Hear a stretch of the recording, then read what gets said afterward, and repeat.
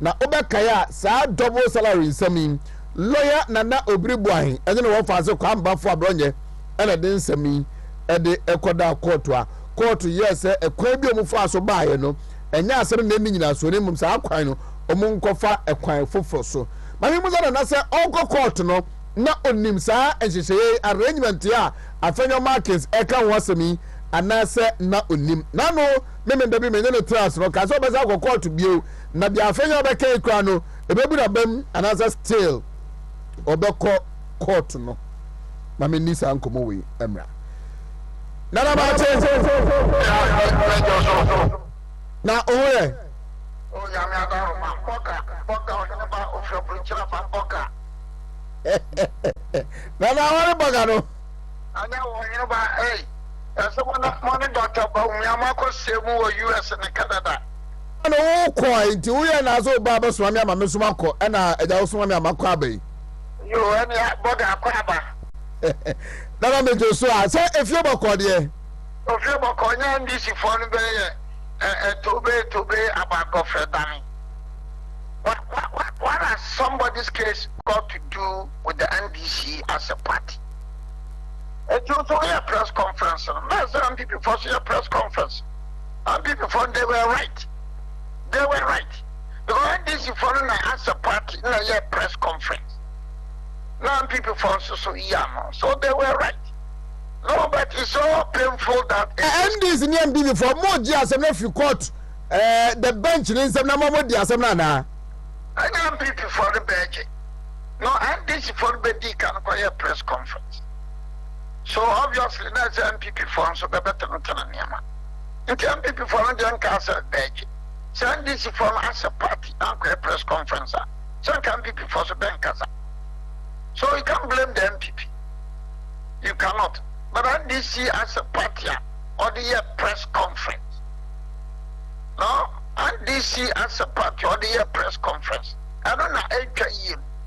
Definitely not some people for support and in Ghana, some years back, Kodjon Pianim was a former chief of staff. But then I call court notice MPP 40C Kurumia the NDC for you. Charles Rakubrobe Azan NDC the call court. Minister for Chieftaincy Asabi how many women in a court? Sergey What is some people 40C Kurum say? Never seen see, never what is that? What is that? But you know, look and say because of a minority leader, 80, or a minority leader there, and you say, Ghana man butu. Sana wamatara yasiye. In the US, Donald Trump has been convicted.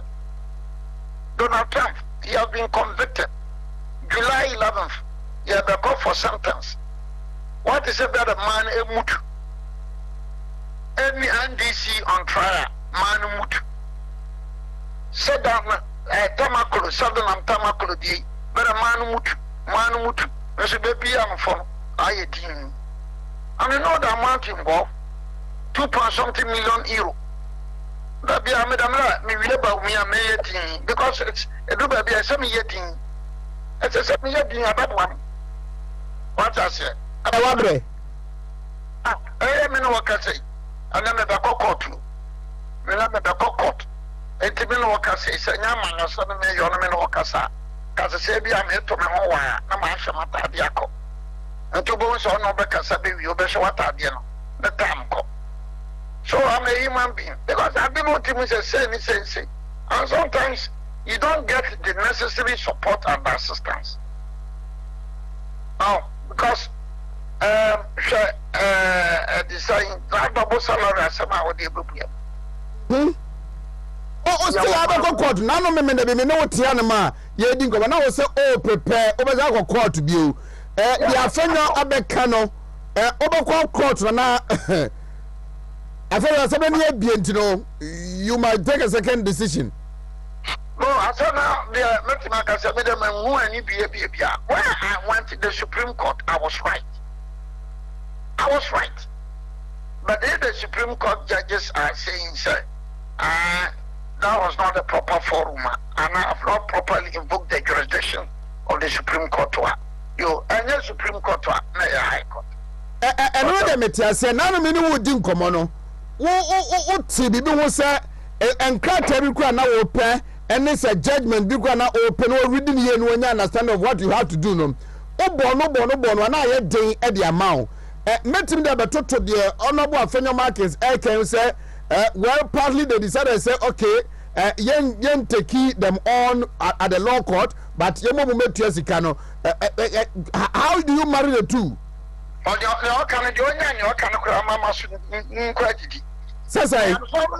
am sorry he's the majority leader. I'm speaking like this. I'm sorry he's a colleague lawyer and he's speaking like that. It seems you are disappointed. You angered by his comments? Tell him to stop. Please tell him to stop. Say. Crime. Who committed crime? 101.3. Wontumi radio. Mama Sawo. Tisa media cancel. Tisa ato force ni tapadi.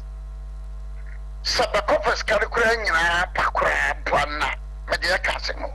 In law no. Wontumi kasa bedia benti no.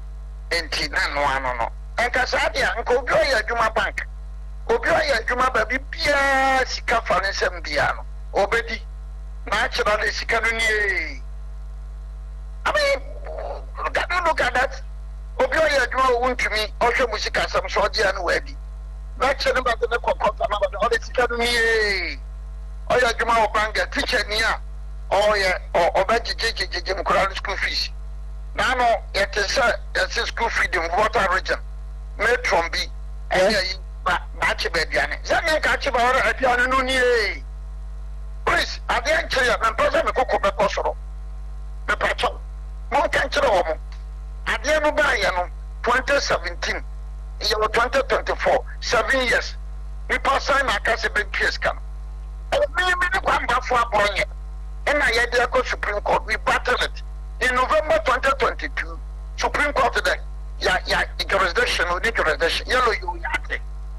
What for judgment and ruling on mommy November 2022, and then look at say 3rd June 2024. Let's what be that?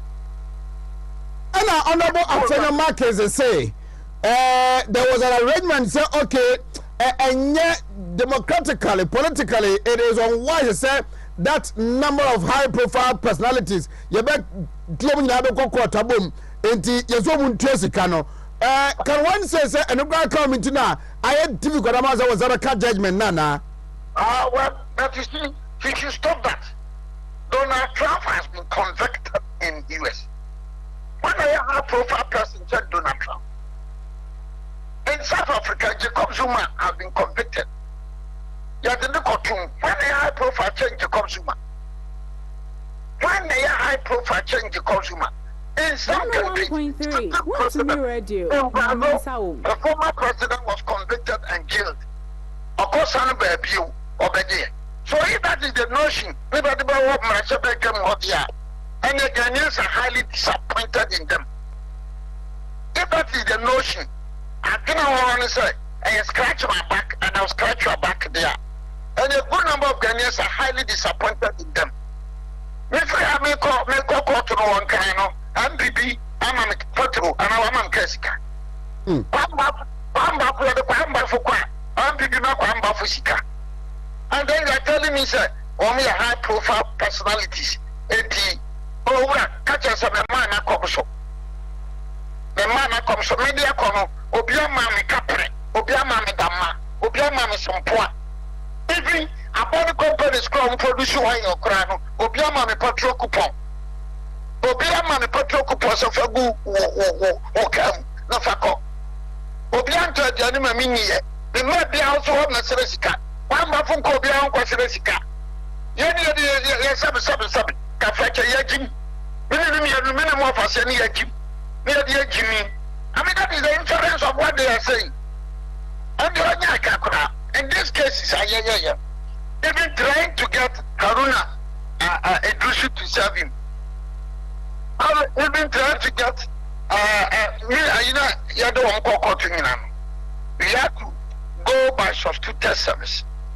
Substituted service, we paid almost 10,000 Ghana cedis for demographic full page advert. We paid almost 10,000 Ghana cedis full page advert, substituted service. I'm pitching a no. We have to go to the Supreme Court for substituted service. One more granted here. Daily graphic. We paid almost 10,000 Ghana cedis around 2022. And so now every consolidated firm and if you come on firm. Wontumi radio. Nyamin Sawo. Consolidated firm and if you come on firm. Please tell the Honorable Amakin, Afena Amakin, say, look, he's the majority leader of the MPP. He should tread cautiously. Only money free. Only zone TV. Then say the qua. Nababa de Maruna Drusu, Makonyo, former Madame Fiona and then one going. How the vote could be paid? Joe, how the vote is it Milante? Milante Vanderpoenum. I don't know only Milante Vanderpoen. Milante Vanderpoen, nothing can Kroma Bishima. Local school became secondary school. Long. We ever left the man and Milante Vanderpoen, Madame for. We were in Legon. He was a very good footballer. When Milante Vanderpoen, it is a name of the qua. Nice and Milante Vanderpoen, Castle Baba Betia. A civil. Go to Ghana, Abaniscum. Now, I couldn't many one for Koyana. First and second ladies, you know. Obitius Kabimai. Obitius Kabimai. Obito Patrumai. And to say the question, what in Kaya boy? Ya discover Rubio. Ya discover consolidated for an common fund. I didn't care. No, I didn't care. Zabet one by a bar regiment, a Banyaba regiment. Messaka ruling, I'll go. I'm waiting. I'm now ruling no was a candidate. Oh, I'll go to court for mandamus. I will go to the High Court I'll go to the High Court to order the registrar of the Supreme Court to get me. I'll go for mandamus. Only mintia.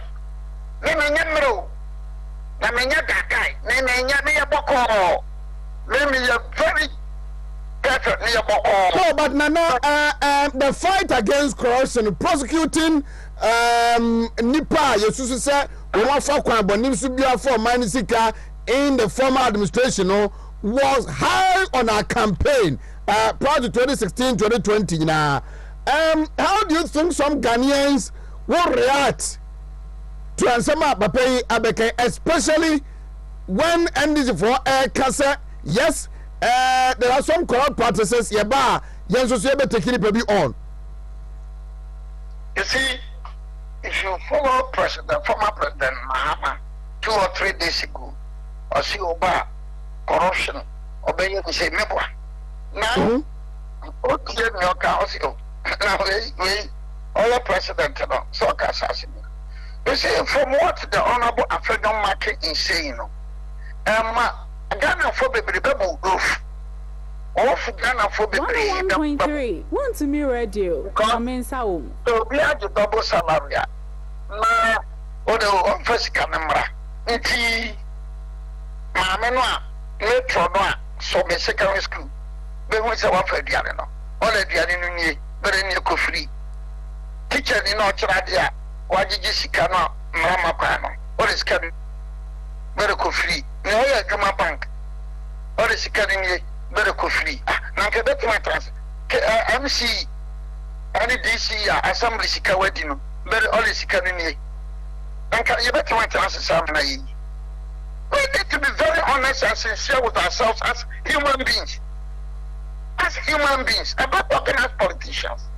And in your practice as a lawyer for all these years, has it not ever occurred, say, or client to be an also be no be any asamna, ye dear Samna, I see there be a civil guardian, or dear young Murphy, Matras, Yanka, na yen chasso, and dancing. Etimisi, civil, etimisi, criminal. But in our case, or you are finding it difficult even to serve Haruna Idrusi, Marco Yumbo, Nilante Van der Poy, and Omeka Kahunina. I mean, we did say a normal. And we have to do adverts in the papers. We paid almost 10,000 around 2022. And at 10,000, no sabi you. Abandon by a name and a contract, and a pamba for a contract, and young when you see career there. Nobody and no one is a second better. Wontumi be from Amona, Mokama, Momun, just one drummer. What you have better, my brother Jamel? The proper thing ought to be done. The proper thing ought to be done. We live in a country, and you're manning young people for there, manning your NDC for there, manning your Ghana for there. So, as I say, you're manning in our pep. Name Coca your NDC for a double salary. No, mine on your MPP, NDC, never quambadia. Because do all on your politics, and so many more. A very resourceful person, or a very business-minded person. It marry a Ghana for there. A 240 cano, na a fabra. And I started a cry advertising. Usually says, so move people and say, okay, I'm going to pay the money to the Minister of Finance and not to the controller. Anka, you the second banana, you be in it. You be in it. Because, oh, we're here, dear, subject, it be here. You're probably a man into a tear and your shit. That's a carriable. Look at the amount of money we spent. And the Pamba for carriable. You go Supreme Court to crown poor. Because I am calling. I'm people for being never severe. I'm people for being singing, and people for being better Pamba for no of about 38. Singing, calling. Sir, we can't name. Social media. I'm people for best. And you can't be at the same. I'll get you the name. I now or the army actually no more army actually no. Or army actually no. I'll get you the name. Or national or NHIS. Oh, senior is consequence. I'm not for the brain. Probably if you didn't escape on social media or the demon come back for them. Some of on social media, I'm peeping in. On one and I top young player, the more you are facilitating it. I'll get you the dinner escape. No, Master Mahama. yes, Master. But young player, my phone and over for or man and answer. Now, while I'm peeping you, you're the capre, young dama. And so on, now, me know what questions are the Supreme Court. I don't kind of mamma buffon. I'll talk to Master Mahama, say, Menyamere. One buffon talk to Master Mahama, say, Yamere. Tell him, one more to one amania. Sikana ya the choir, and a minute one buffalo, your bottom sika. What I said. And yeah, Sika, now yet the choir. Tell him, people should tell him, and the Ghana for now. Yeah, bottom sika. What I said, yeah, me can support to. At this time and age, man, go to a minute. Make one my teacher more with him. So, me there, at the air Bogana Banahopani, no Bogana Sika Hopani. You put your Cassia. We think that Ghana first. We need to protect Ghana. So, if a majority leader is saying, sir, they high profile cases, it can you have this for the year government? Government is a high profile person. On your politically exposed person. Can you have this for the year for your champion? Now, your politics need to satisfy personal interest, and I don't get it. Oh, Shannon will be something, you may be something. No, that can't be kind of say. So, Shannon will be something, say. Bisano, and you may say, me go soon, me, and make money, make what I make. Sign up for something, let them consent you. I don't want to be something. Now, my book has some way there. Yeah, your politics to do ABC, and I want to make an asset. Yes, Anna. I said, so, Shannon will be some. And you know, the other candidate is so go court. No, oh, yeah, court. Overcall. Mention my name with the fourth letter of registrar. By the end of this month, I'll go to the High Court for the High Court to compare the registrar. What I said, to release the thing for me.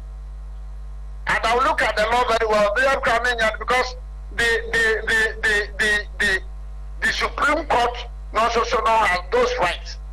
I'll look at the law very well. Whether I should go to for judicial review at the High Court or for judicial review at the Supreme Court. But the honorable Fenyo can say, yes, I say, Oma admitted, say, wrongfully they receive some salary. Say the similar case now, they go to Asiedu. Say, the one case, so much yet to me say, I am pa, omoje double salary, no more betrays kana. Does it add anything out to your case? The validity of your case, now they go court, no. Manager from Kwana. Dokobi in Mabe. But I got no Fosika. And the other first the men's wear. Men's wear. A lot of government projects are getting money. I have money, but it's the double summit. I said, Dokobi in Mabe. Now, in call majority leader, also money come from Cocotte. Now, in call a Ghana, Felicia outside. Almost come from Cocotte. Medical court, and I'm very good man.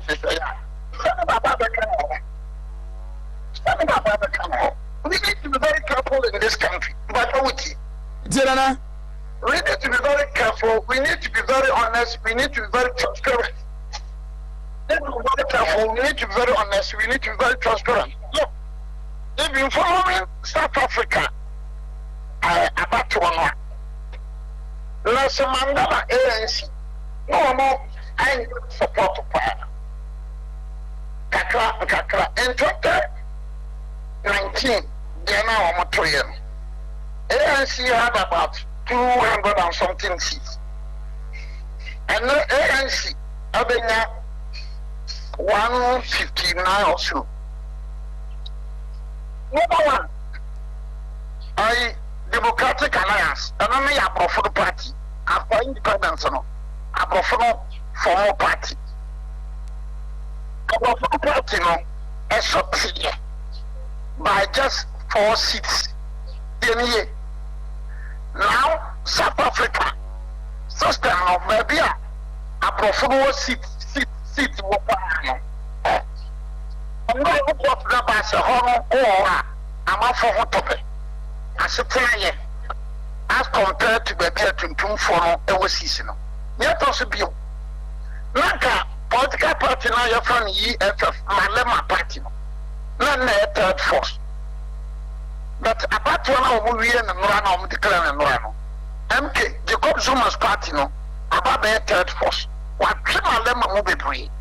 The message out there is that African intellectuals, African politicians, African academicians, whatever, they should not underrate the intelligence of the average African. Mm-hmm. They should not underrate the intelligence of the average African. If we say, cannot be here, Madame Party, here, and I third force. And so, okay, Jacob Zuma, for presidential candidate now, because Jacob Zuma didn't about no boss also in photo. And so she sees some opinion.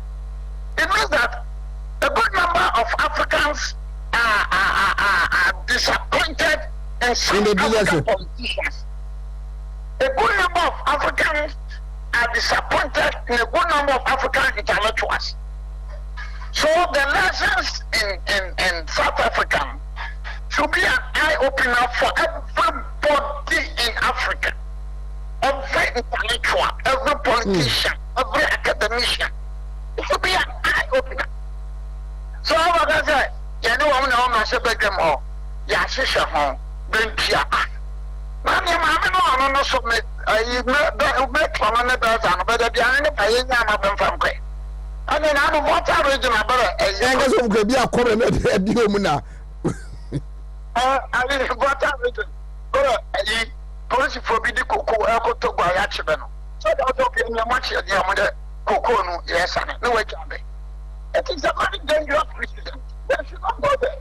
Both MPP and NDC parliamentarians and politicians should not underrate the intelligence of the average Ghanaian.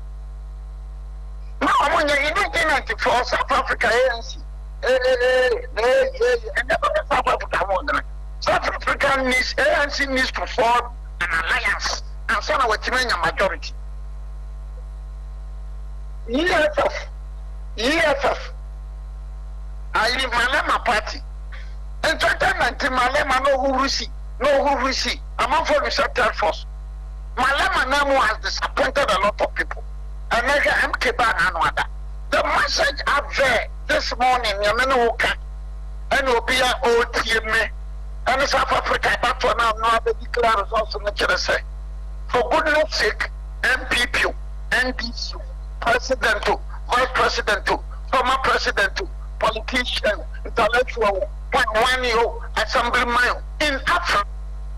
Don't underrate the intelligence of the average African. Right.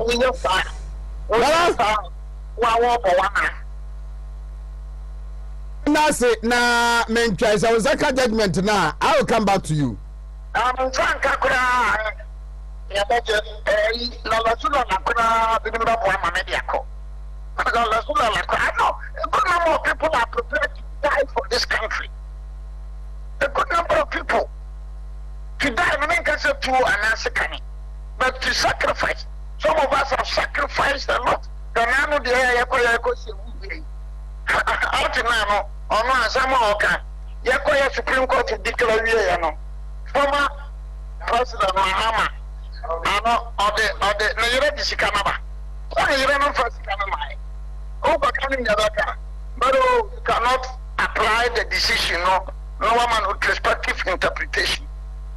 Ghana need a binom dia nyeza ayi for atiso offensive sekumawufo na aya na twie na da ho we kwa no we twa we don't do that in a country.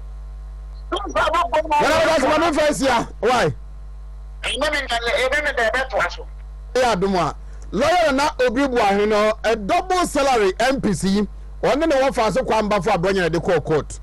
Na hey Ghana nano a metu kwa mete sa asem making kind in fact me jai story ni ready na me raho na me buafu na raho na asem ne sa ya mesere na the timing alone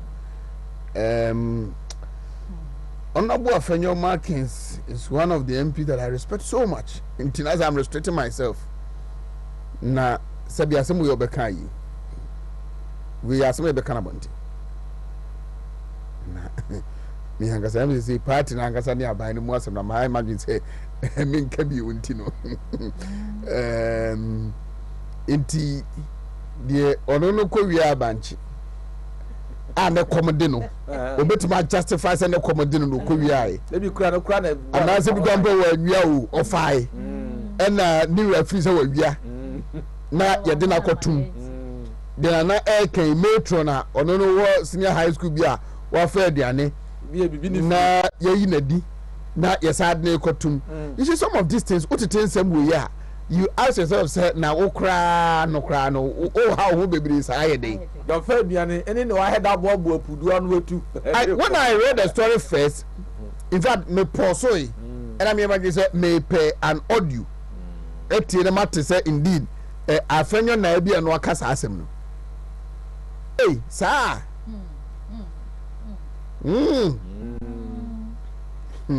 Interesting. Okay, moya. Yo, akwa no pay. That be Munidi. Yeah, channel. Boss of America from Nita near Abigail. Yes. And Kalai. To be frank. Yeah. Omabo Mode papa. Baby, Omode Ghana akwa kudruno. Yes. They done so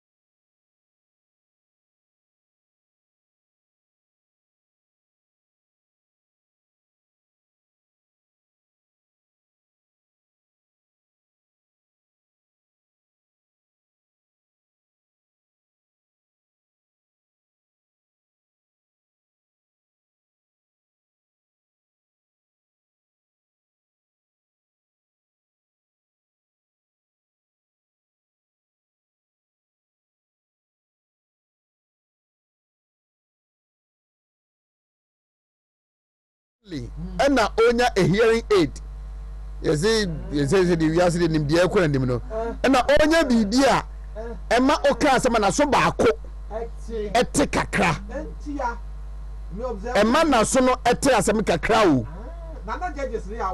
oh yes ɛna akwalaa no ɛtumi abuild on the talent a nyame de maa na anya bibi sonko biara sɛ asa a enyum ne yɛde sa nyum so gye sɛ wode waso ɛte nyum ne dɛ ansa na watumi asa because nanka me ya kasa na so na ade ne nsa kɔ hɔ no ebia no ka homom tete wo mu ba de wo ken na Matthias yes na nyame ne mnikure ni she inspires a lot yes she inspires so much na Ghana for where Britain got talent.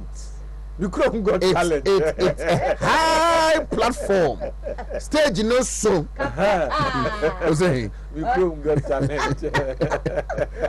And now we more ultimately arise to that. They are third. Omonedi is third. Yeah. Na in fact, omabom homo de papa na na no ada ababa we mfense fia santoa aduchu ekoye singaton ene wakaton readaton dramaton itaton hwa ni yese we gese kra we gaton ni wa mesremu obia nkose nkwala de munya na etia be hu no obi so aso na betin got talent musubi kobi na mesremu oh say because but nyamnyere mi kroni this should challenge ye mu bebrebe say the Dr. Mahmoud Bawumia can everything is possible bibia under the sun so odi nyankopon dia but ba men ko central region ra na menya Kenneth Kwansa or central regional youth organizer benire ni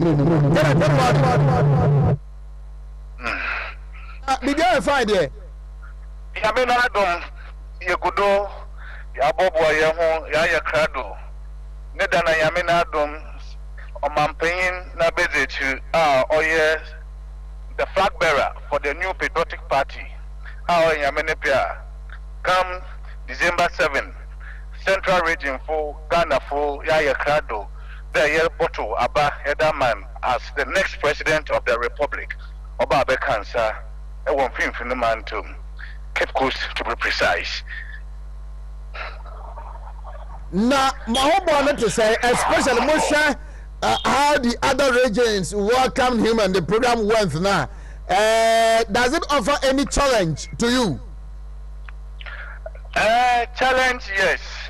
We have gladly accepted the Oye challenge because all the other 13 regions are His Excellency Dr. Mahmoud Bawumia Wakwena. The reception has been massive, the reception has been great, and the reception has been superb.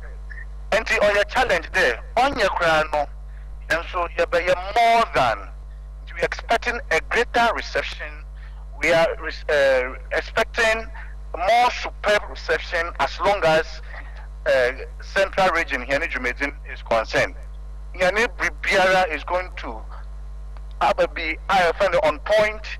Yani Bibiara would be orderly. Yani we are going to make sure the expectations, as it has always been, we are going to meet it. Until we are more than ready. And the challenge, we have accepted it, and we are going to outdo what all the first 13 regions in Hawaii. That is assurance I heard them at the general public. You are the Central Regional Youth Organizer of the NPP. Maybe Musa say the youth front, how are you gelling yourself up for election 2024?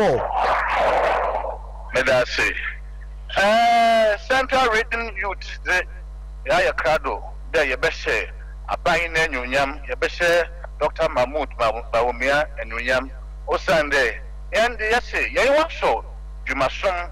Dodua abainu wa ye odama region.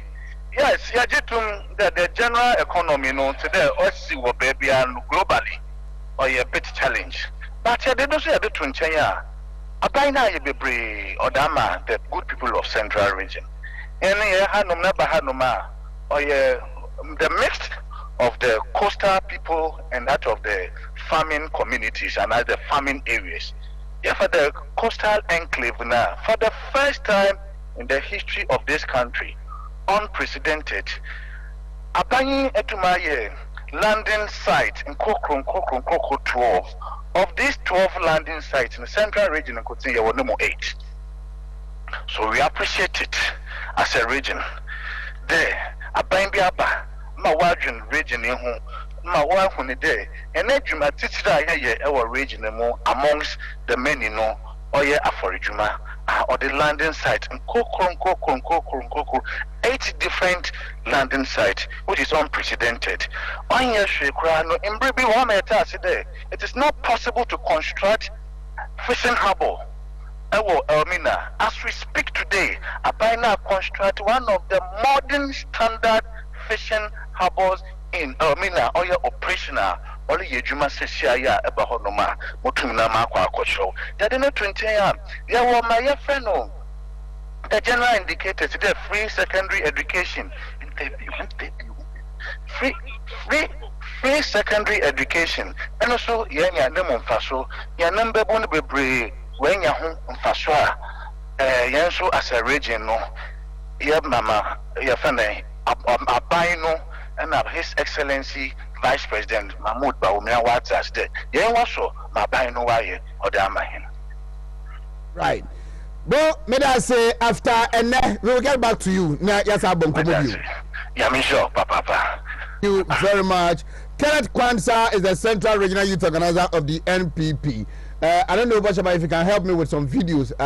Dr. Baumia at Uti region and Vota region, the reception in engagement with the public. Honum na enyasim kitwakra.